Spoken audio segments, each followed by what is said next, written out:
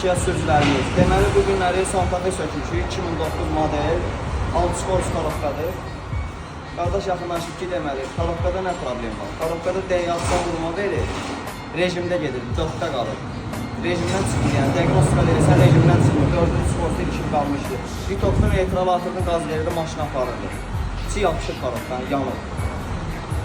Zanniyada atanda bura-bura, çərkinə gedir arxaya. Hər videoda deyirik, səbəbi nədir, nə bilim, yağı vaxtını dəyişmək lazımdır, qulluq göstərmək lazımdır.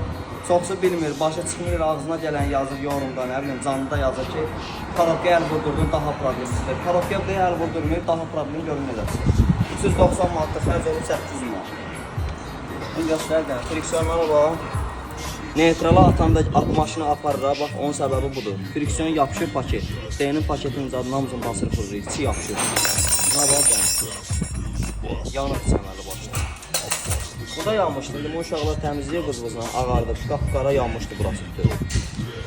Davlen sannikına bax, cırıq-cırıq, stroydan çıxır, sıradan çıxır.